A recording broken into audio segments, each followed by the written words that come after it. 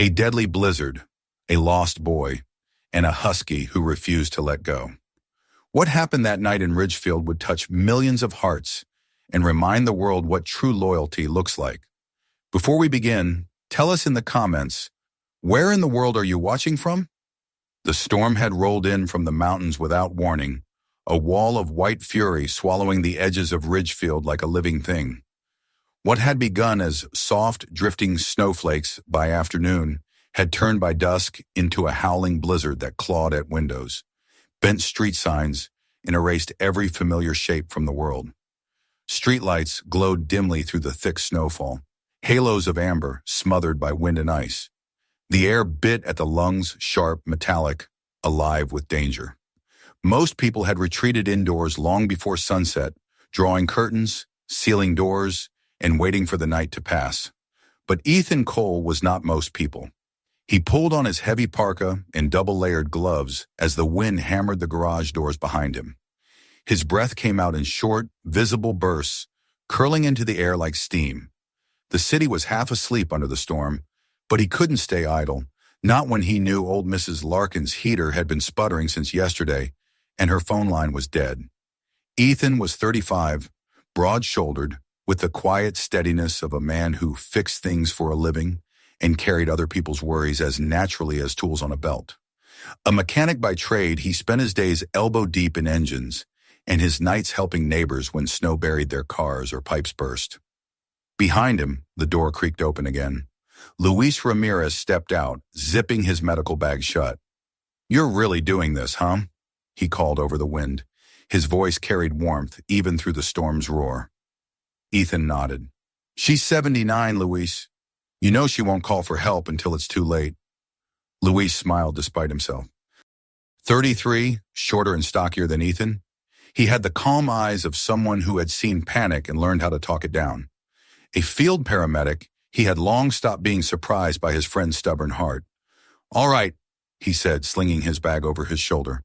"If you're going, I'm going. But if I lose a toe, I'm naming it after you." They pushed into the whiteout, boots crunching through snow, already knee-deep in places.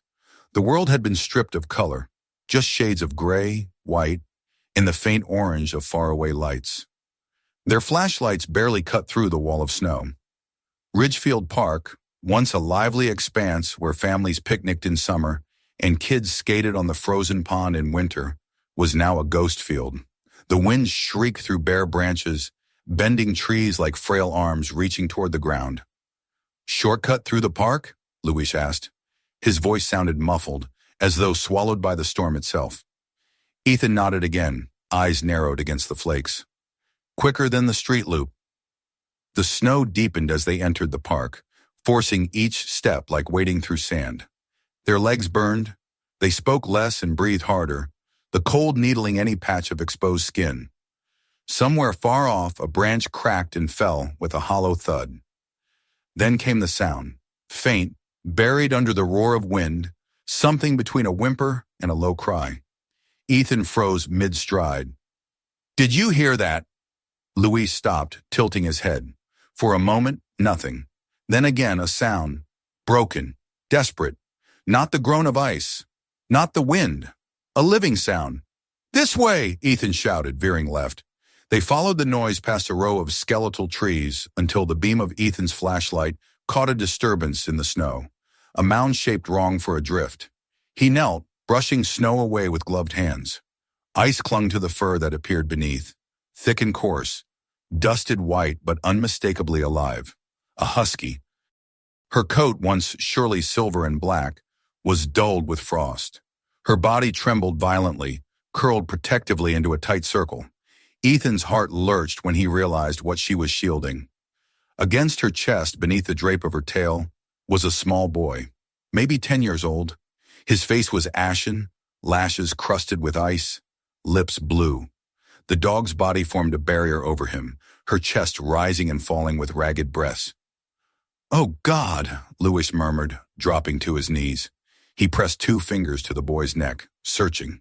For one horrifying moment, there was nothing. Then a flicker, faint but present. "Pulse! Weak, but it's there!" Ethan looked at the dog. "She's keeping him alive." The husky's eyes fluttered open, pale blue even in the storm's dim light. They locked onto Ethan's face, cautious, tired, but unafraid.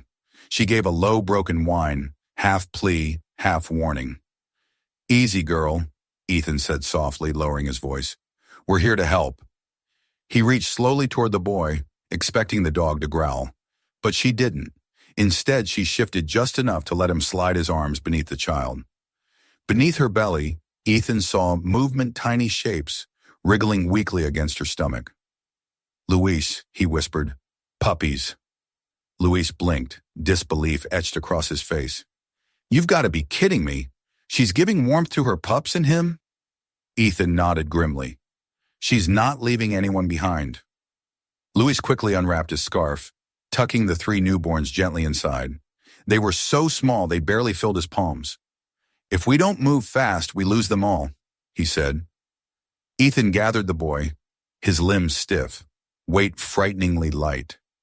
The husky whimpered as they lifted him, then tried to stand, but her legs gave out. "She's done," Luis said quietly. "Exhausted. She won't last long." Ethan hesitated only a second before bending to lift her too. She was heavier than she looked, her body rigid with cold. He grunted under the strain, but managed to hoist her against his chest. Her head rested limply against his arm, her breath shallow but still there. "Let's go!" Louis shouted, clutching the scarf bundle tight against his chest. The wind cut at them, but they pressed on, boots sinking deep. Each step felt like dragging a mountain. Ethan's arms burned, but he refused to loosen his hold on the boy or the dog. Minutes stretched into an eternity. They reached the park's edge, where faint lights blinked through the white and emergency truck trying to navigate the road. Ethan waved frantically, shouting until his throat scraped raw. The siren cut through the storm, and figures appeared, paramedics in heavy coats moving fast. "Over here!" Luis yelled. "We've got a child hypothermia, and animals, critical." Hands reached for them, voices overlapping in urgency. The boy was lifted onto a stretcher, blankets wrapped tight around his small frame. A paramedic with frost clinging to her lashes turned to Ethan. "The dog?" "Still breathing," Ethan said hoarsely. "Barely. Bring her. We'll take her to the clinic wing," the paramedic ordered. As they climbed into the ambulance, the door slammed shut behind them, muting the storm's roar. Warmth surged from the heaters, fogging the windows. Luis pressed closer to keep the puppies warm, their tiny bodies stirring weakly under the scarf. Ethan cradled the husky, whispering softly. "You held on for him. Just a little longer now." Her eyes opened halfway, pale blue meeting his brown ones.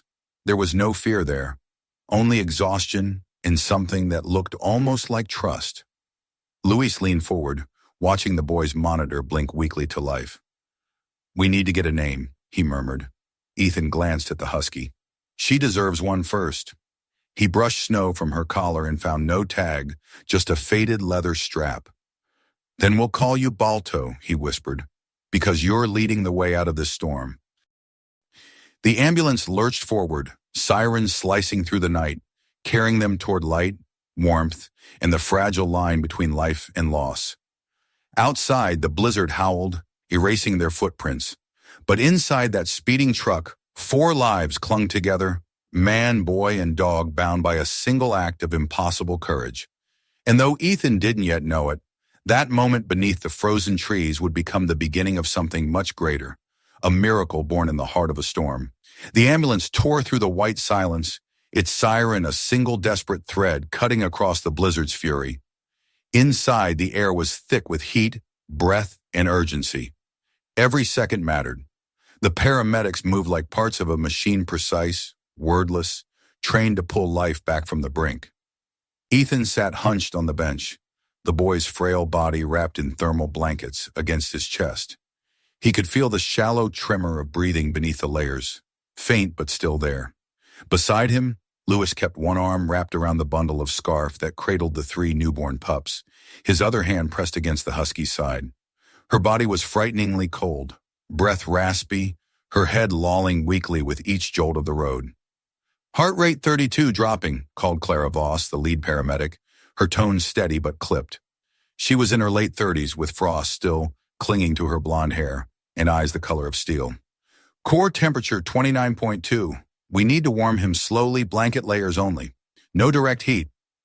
Ethan's mind spun, but he obeyed every instruction, his hands steady despite the storm inside him.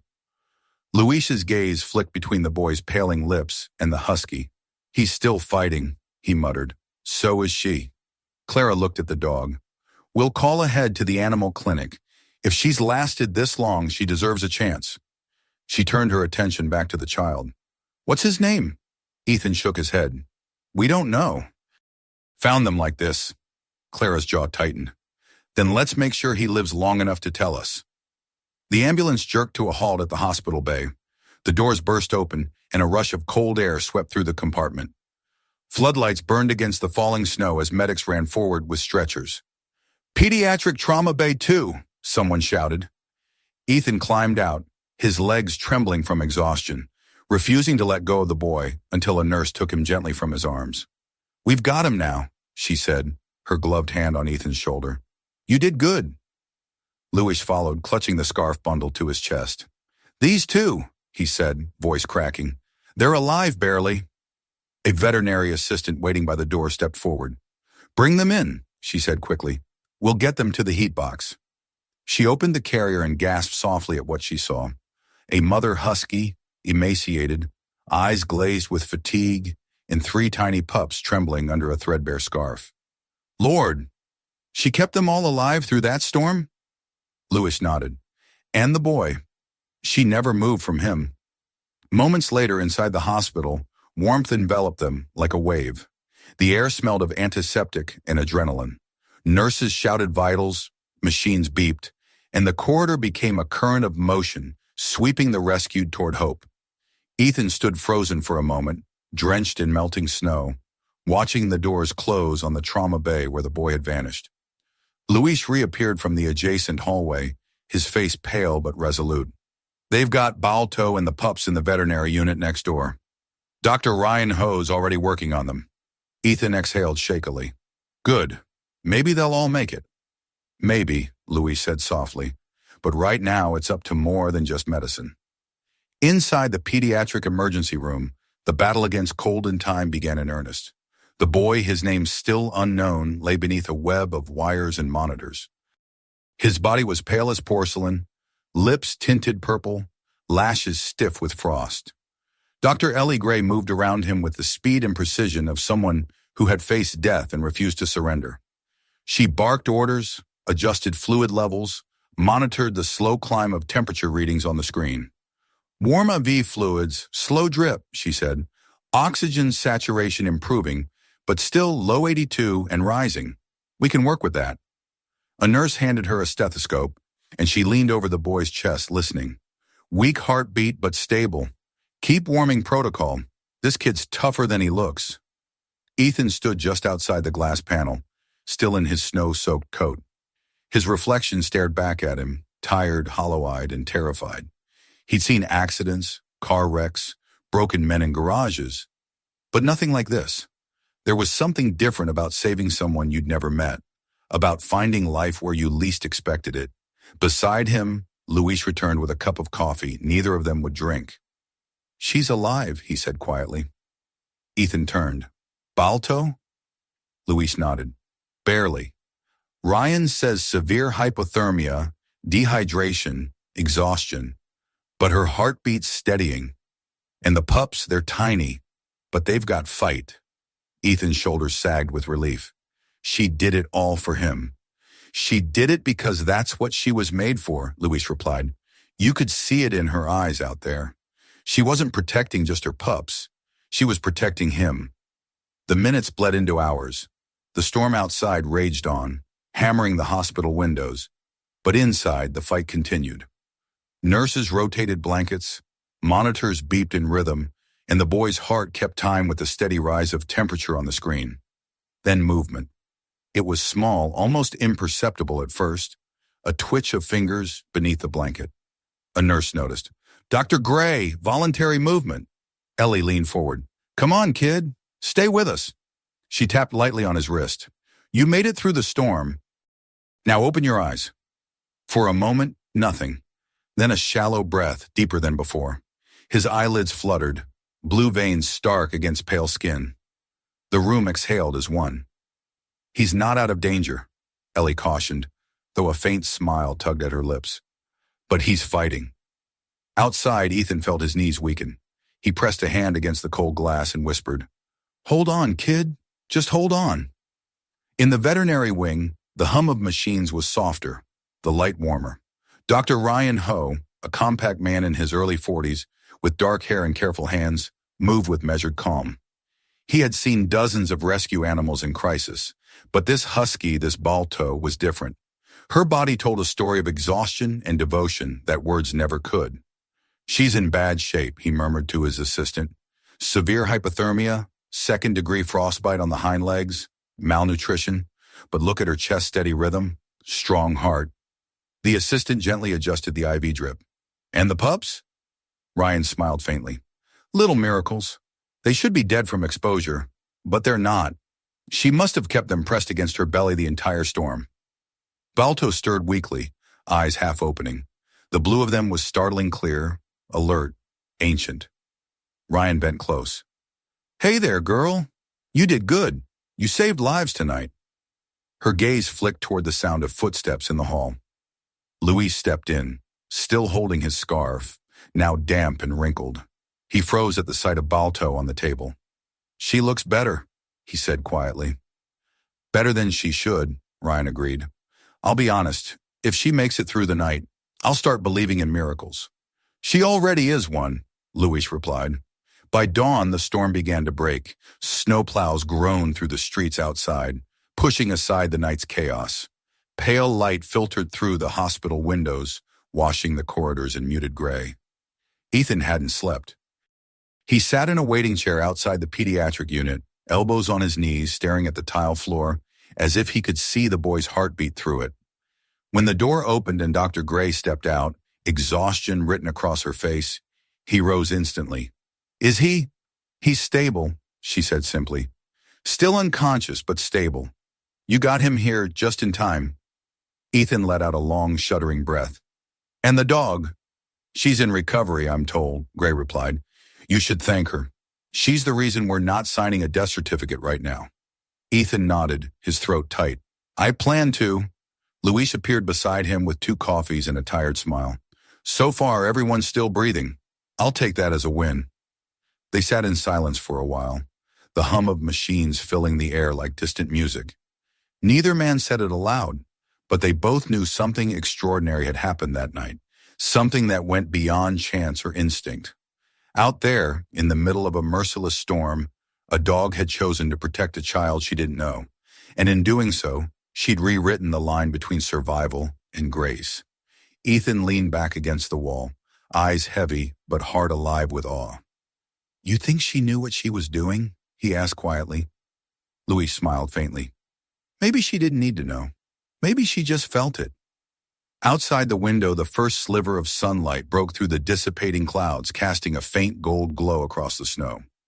For the first time in hours, the world looked soft again, and somewhere down the hall, in a room filled with the warmth of recovery, Balto exhaled deeply and drifted into sleep, finally safe, finally still, her mission complete for now. The snow had finally stopped by the following morning, leaving Ridgefield wrapped in a hush that felt almost sacred. The world, blanketed in white, looked reborn. The streets were still half buried, the trees heavy with ice, but the howling wind had given way to a silence so deep it seemed to listen. Inside Ridgefield General Hospital, that silence lived in the long hallways too. It clung to the corners of the pediatric wing, where machines beeped softly, where doctors moved with gentleness instead of speed, and where a boy named Oliver Bennett had just begun to wake. The first thing Oliver saw when his eyes fluttered open was a blur of pale light above him. Then the faint hum of machines. His throat felt dry, his fingers numb. For a moment, he couldn't remember where he was or why the air smelled like disinfectant and rain. Then flashes of memory returned. The cold, the snow, the sound of his own breath fading, and most vividly, the soft warmth pressed against his side. A dog. He turned his head slightly and winced. A nurse was there instantly, her face breaking into a smile. Hey, easy there, champ. You're safe. You're at the hospital." Oliver's lips trembled. "The dog," he whispered hoarsely, "the one with blue eyes. Is she okay?" The nurse blinked, surprised. "You mean the husky?" "Yes, sweetheart. She's alive. You both are." For the first time, the boy smiled, weak but real. Down the hall, Ethan and Louise stood outside the veterinary recovery room, watching through the glass as Balto lay on a padded mat surrounded by soft light. Her breathing was steady now, though her body still bore the marks of her ordeal. Bandages covered the frost-bitten patches on her hind legs, and an IV line dripped slowly into her foreleg. Dr. Ryan Ho entered, rubbing at the back of his neck. He looked tired but satisfied. "You won't believe that," he said. "She's improving faster than expected. Heart rate's strong, hydration levels normalizing. The pups are feeding well. If nothing changes, she could be up on her feet in a few days." Luis let out a long breath. "So she's a fighter, huh?" Ryan smiled faintly. "She's more than that. She's trained." Ethan frowned. "Trained?" Ryan gestured toward the corner of the room where Balto's cleaned collar hung on a hook. "I noticed this when I disinfected it. The leather's military grade. Look at the stitching. Not a pet collar. That's a working dog's gear. Search and rescue, maybe." Ethan crossed the room, lifting the collar.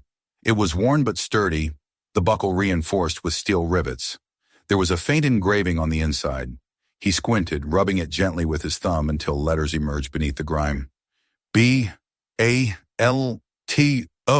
he read aloud, the name standing clear for the first time.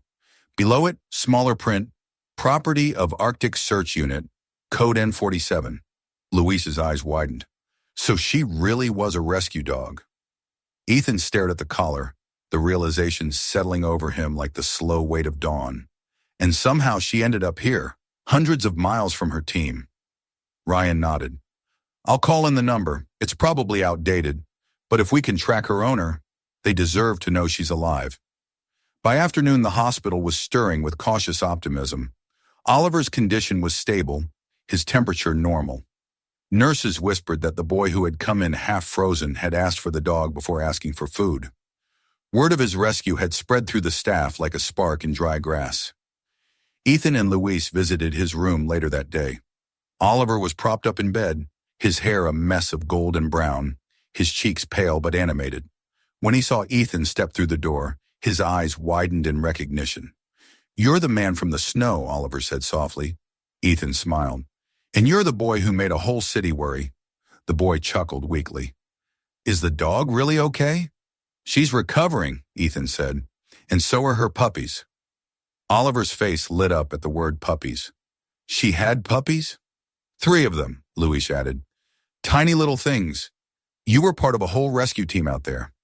The boy looked down at his blanket, his voice quiet. "I don't remember much, just the snow. I got lost walking home from school when the blizzard started. I thought I was going to die." His eyes grew distant, watery. "Then she came, out of nowhere. I thought I was dreaming." She laid down next to me, kept pushing her head under my arm until I stopped shaking. Luis's throat tightened.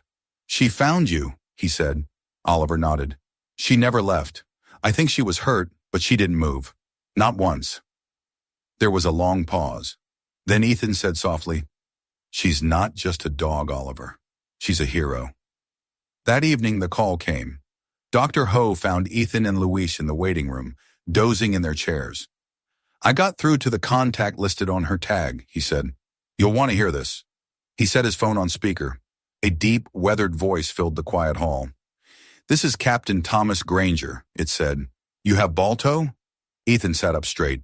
"Yes, sir. We found her during last night's blizzard. She was protecting a boy." There was a pause on the line, followed by a sound like a breath catching in an old man's chest. "My God," the voice murmured. "I thought she was gone. She went missing 3 weeks ago during a mountain rescue. We were tracking a hiker lost near the ridgeline. An avalanche hit. I tried to reach her, but the snow took everything." Luis exchanged a glance with Ethan. "She must have kept moving south, looking for help." Granger's voice softened. "That's just like her. She was my partner for 8 years. Smartest, most loyal creature I've ever known. When she didn't come back, I searched for days. Found her trail near a frozen river, but it ended there. I figured, his voice cracked, I figured she died doing her duty. She didn't, Ethan said. She saved a child instead. The line went quiet for a long time. Then very softly, where is she now? At the Ridgefield Veterinary Unit, Dr. Ho replied. She's stable but weak. You're welcome to come. I'll be there by morning, Granger said. When the call ended, none of them spoke for a while. Ethan leaned back in his chair, staring at the ceiling. So she never stopped working, he murmured. Louise smiled faintly. She just found a new mission. Captain Thomas Granger arrived the next day under a sky scrubbed clean of clouds. The snow had stopped, but the world was still frozen and bright, sunlight glinting off rooftops like glass. Granger was in his early 60s, tall but stooped slightly from years in the field. His beard was steel gray, his coat worn from mountain weather, and he walked with the steady limp of an old injury. When he entered the veterinary wing, the staff fell silent. Balto lifted her head from the blanket, as if she could sense him before seeing him.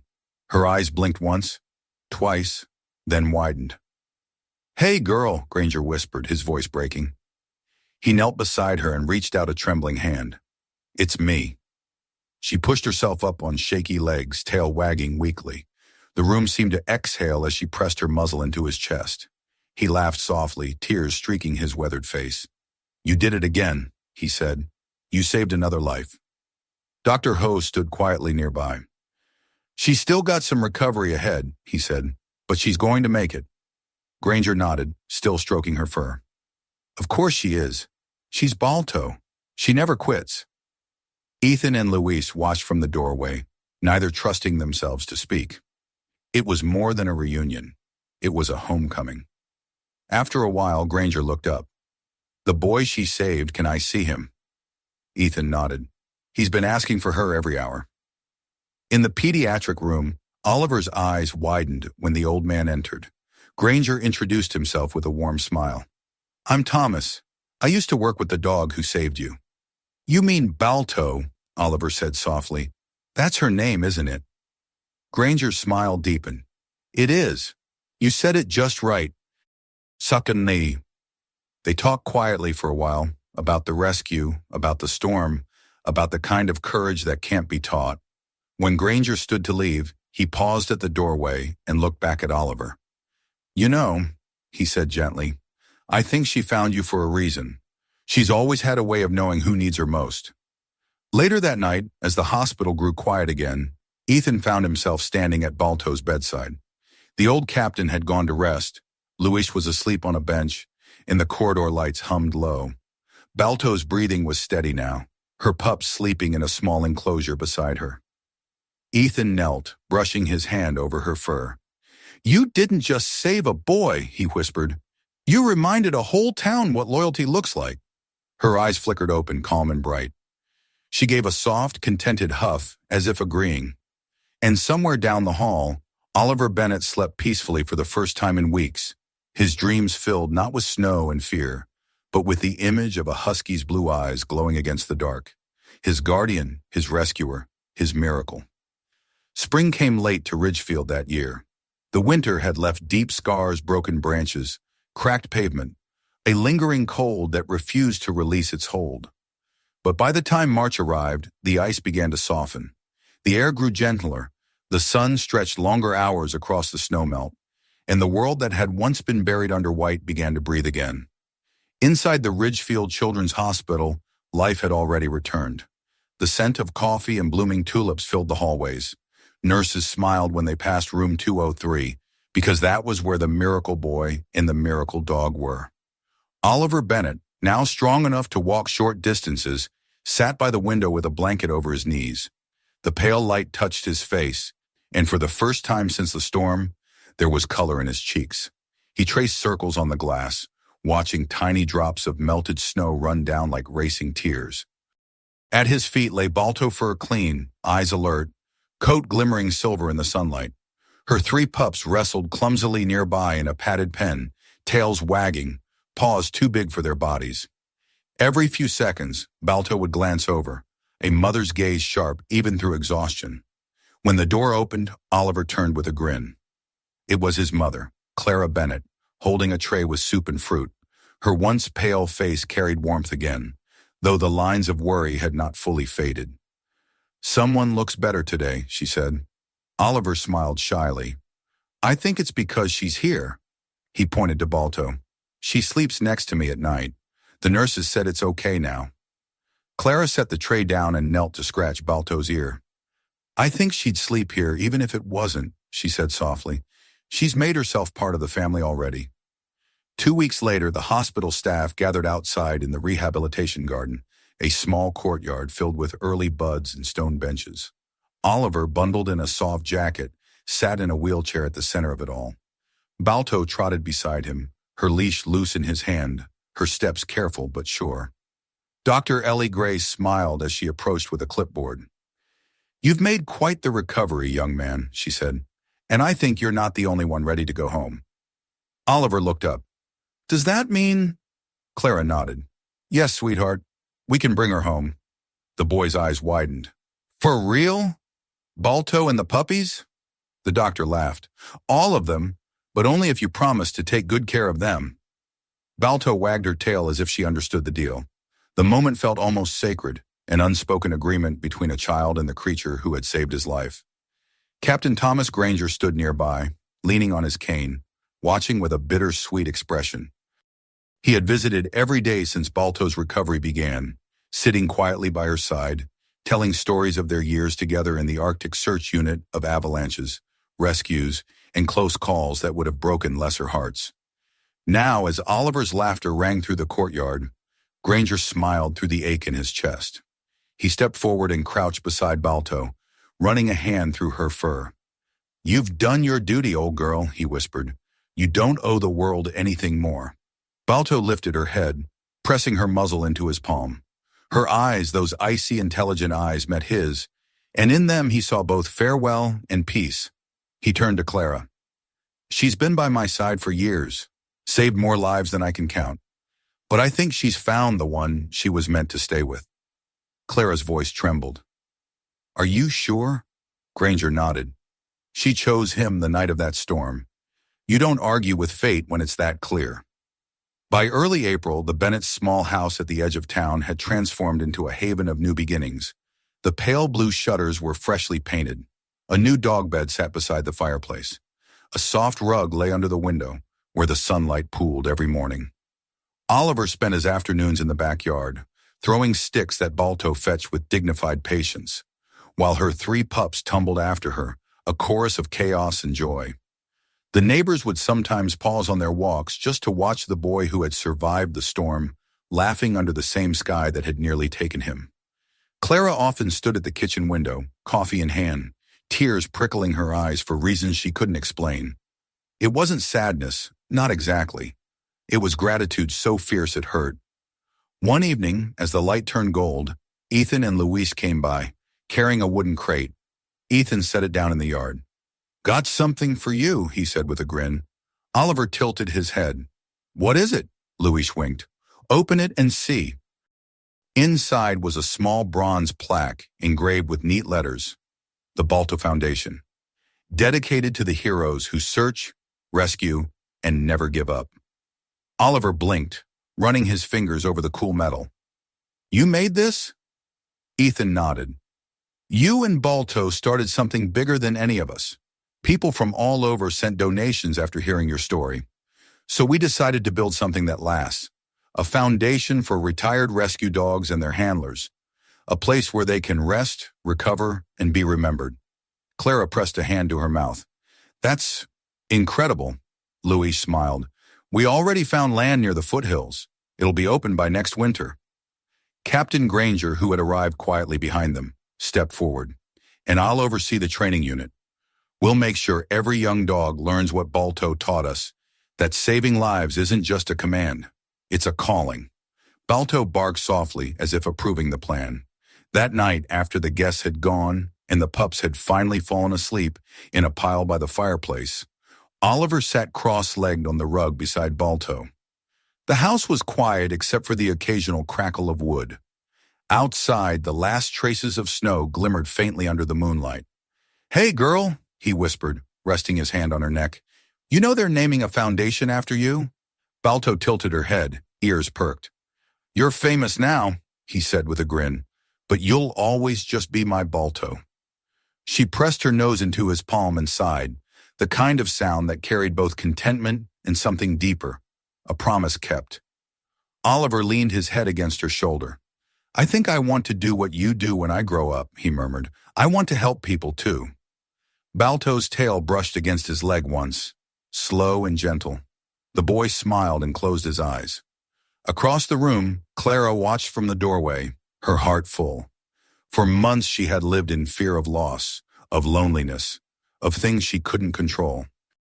But now as she looked at her son and the husky that had carried him through the storm, she felt something she hadn't felt in years. Peace. Months passed. The foundation launched with a ceremony that drew people from all over the country, veterinarians, rescue teams, families who owed their lives to dogs like Balto. News outlets covered it, headlines calling her the husky who wouldn't let go. Oliver, dressed in a small blazer, stood beside the stage holding Balto's leash. He was nervous, but when it was his turn to speak, he took a deep breath and said, "She didn't know me, but she decided I was worth saving, and that's something I'll never forget. I think heroes come in all shapes and sometimes with 4 legs." The applause was thunderous. Balto stood tall beside him, blue eyes bright, tail steady, a picture of quiet grace. Years later, when Ridgefield spoke of that storm, they didn't remember just the cold or the fear. They remembered the boy and the husky. The night courage had a heartbeat. The garden behind the Bennett house grew wild with lavender and birch trees, and in the afternoons, the sound of laughter always filled the air. Balto, older now but still proud, watched her grown pups chase birds across the yard, her gaze calm and full. And when the sun set each evening, Oliver would sit beside her, hand resting on her fur, whispering stories about everything they had done. Rescues, the foundation, the lives changed because of her. Sometimes miracles don't arrive in blinding light or thunderous voices. Sometimes they come with paw prints in the snow, eyes the color of ice, and a heart that refuses to stop protecting. Balto had been trained to save lives, but in saving one boy, she had saved them all. A mother's hope, a captain's faith, 2 men's courage, and a town's belief that kindness still mattered. And as twilight fell over Ridgefield, one thing remained certain. Some heroes wear medals, others wear fur, but their hearts beat with the same light. If this story moved you, hit subscribe, give it a like, and share it so more people can see what real courage looks like. And don't forget to comment where you're watching from. Your support keeps these true stories alive.